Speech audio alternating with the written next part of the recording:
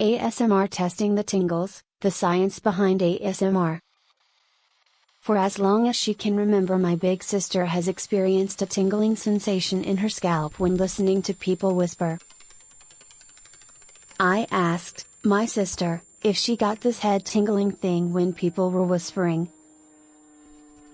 She said she thought it was really weird, so I never spoke about it to anybody else. In 2020 she learned the sensation had a name, ASMR, or Autonomous Sensory Meridian Response. If you've spent any time on YouTube, you've probably come across videos of people whispering, tapping, or gently handling objects, serenely folding clothes, say, or slowly combing their hair. The videos, created by self-described ASMRtists, are designed to evoke the tingly sense of calm and contentment that characterizes ASMR. Some even role-play real-life experiences that trigger ASMR, like getting an eye exam or haircut. Scientists are beginning to unravel what's happening in the brains of people who experience ASMR. ASMR in the lab. ASMR first hit the public consciousness in 2007 when a user described the experience in an online message board.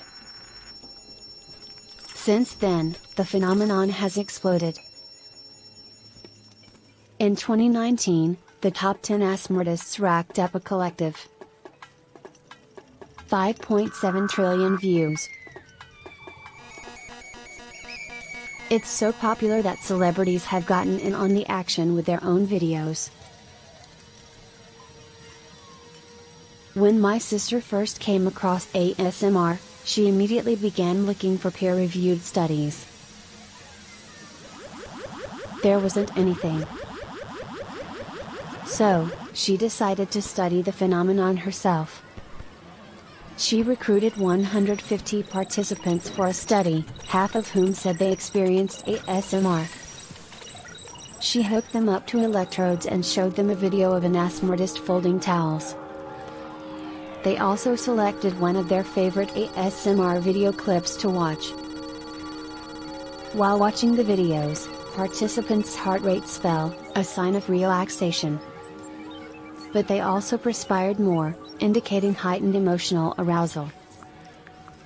That's something we didn't predict. ASMR seems to be both activating and deactivating at the same time.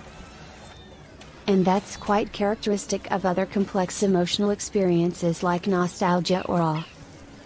The brain on ASMR. Physiologists first learned about ASMR from a podcast. I'd never heard that term before, so I was immediately skeptical, says a professor at Shenandoah University.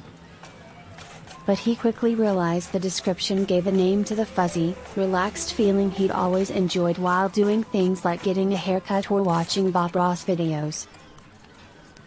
That piqued his curiosity. He wanted to know what was happening in the brain during an ASMR episode. In a 2018 study he co-authored, 10 people reviewed ASMR videos and picked clips that triggered their ASMR. Participants watched the videos while undergoing MRI scans of their brains, pushing a button inside the MRI scanner to let the researchers know when they felt relaxed or had tingles. ASMR tingles lit up many brain areas, including ones that process reward, emotional arousal, and social behaviors. It wasn't too surprising to see the association with reward. The doctors were most intrigued by the activity in the medial prefrontal cortex, the hub of the brain's social network. Animals use social behaviors like grooming or caring for distraught infants to build social bonds. Those things look a lot like what happens in ASMR videos: slow movements, gentle touches, caring looks. ASMR might be a variation of this social behavior, like virtual grooming. Looking forward, oxytocin and other neurotransmitters like dopamine, serotonin, and endorphins may play roles in ASMR. Individual differences in the number and sensitivity of receptors for those neurotransmitters could explain why some people don't experience ASMR. Just last year, another group of researchers found people with ASMR have altered patterns of connectivity in the resting state network, a collection of structures that activate when the brain is idle. That might make it easier to experience complex emotions like ASMR, Poerio says.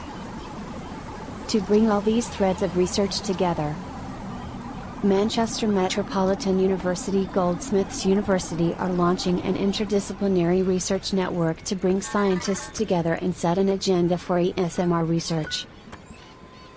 Despite the evidence uncovered so far, ASMR faces skepticism, especially from people who don't experience it themselves. Skepticism could actually drive the push for more research.